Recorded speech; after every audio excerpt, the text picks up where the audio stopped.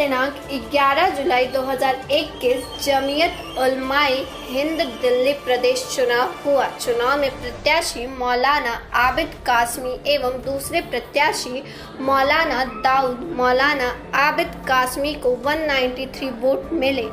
जमीयत उलेमाए हिंद के दोबारा दिल्ली प्रदेश अध्यक्ष मौलाना आबिद कासमी चुने गए, 100 वोट से जीत हासिल की।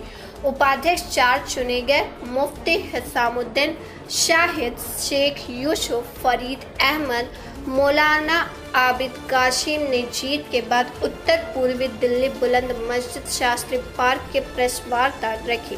प्रेस वार्ता में मौलाना आबिद कासमी ने दिल्ली प्रदेश अध्यक्ष चुने जाने पर दिल्ली वासियों का शुक्रिया अदा किया और कहा कि अपनी जिम्मेदारी निष्पक्ष निभाऊंगा। निर्वाचित हुए, सबसे पहले तो आपको मुबारकबाद। तो ये जो चुनाव था, इसमें किस तरह का इम्तिहान रहा आपका?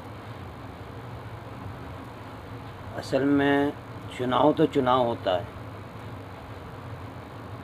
और लोगों की जो मोहब्बत मेरे साथ रही है वो नाकाबिल बयान है और हमेशा लोगों की मोहब्बत मेरे साथ तकरीबन 4-5 साल से चली हुई आ रही है। पहले टर्म में भी लोगों ने के ताउन से अल्हम्दुलिल्लाह दिल्ली में आप हजरात ने देखा कि कितना काम हुआ। तो लोगों की बात समझ में आई तो अब भी लोगों ने मोहब्बतें दी। एक मिनट, आवाज़ नहीं आ रही। मौलाना साहब, आपका मुकाबला किस कैंडिडेट के साथ था? असल में जमीयत उलमाए हिंद के अंदर मुकाबला कहना ये तो गलत होगा। मुकाबला आराई तो वहाँ होती नहीं, क्योंकि ये मजहबी जमात है, बुज़ुर्गों की जमात है।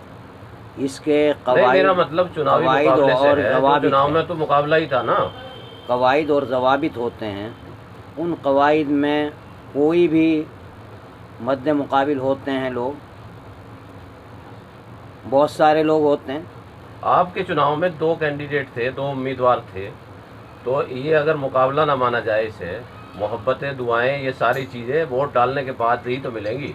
अगर किसी ने वोट ना दिया आपको और मोहब्बतें, दुआएं देता रहा तो आप चुनाव नहीं जीत सकते थे। नहीं, अल्हम्दुलिल्लाह वो भी हमारे खैर खा थे, जो भी थे सब खैर खा थे और उन लोगों की मोहब्बतें भी मेरे साथ रही। आप अपने प्रतिद्वंदी का नाम लेने से बच रहे हैं, इसके पीछे भी क्या कोई सियासत है? नहीं, कोई सियासत नहीं। हमारी तो जमात ही सियासी नहीं है, मजहबी जमात है। और ये कहिए कि मज़हब में ये तो उसूल व ज़वाबित बना रखे हैं और उसूल व ज़वाबित से काम होता है। अल्हम्दुलिल्लाह लोगों ने ये एक ज़ाब्ता है कि उस ज़ाब्ते के तहत मेंबरशिप होती हैं, इब्तिदाई मेंबर बनते हैं, फिर एक्टिव मेंबर होते हैं, फिर एक्टिव मेंबरों में भी टोटल वोट कितनी थी और कितनी वोट आपको पड़ी? टोटल वोट तकरीबन 300 कुछ थी। आपको वोट कितनी पड़ी? हमें लोगों ने, जो दानिश्वर लोग हैं, उन्होंने इसके बारे में कई ख्याल किए और ये अंदाज़ा लगाया कि जो जमीयत उलमाए हिंद है, कहीं ना कहीं सियासी तौर पे वो कुछ अपने पत्ते बिड़ा रही है। जमीयत उलमाए हिंद का मामला ऐसा नहीं है, ये तो लोग कहते रहते हैं। वो तो हर शख्स से मिलेंगे, आरएसएस का हो, बीजेपी का हो, कोई भी। क्या आरएसएस इतना बड़ा रहनुमा जब आरएसएस प्रमुख से मिलता है और उसमें उसका कोई पहले से एजेंडा नहीं होता, ना सामने मीडिया को बताया जाता कि हम इस एजेंडे पे मिलने जा रहे हैं, लिंचिंग के मामले में जा रहे हैं या माइनॉरिटी को जो अधिकार नहीं है उस पर जा रहे हैं, ये गुपचुप बात हुई थी, जबकि खुल के बात की जा सकती थी।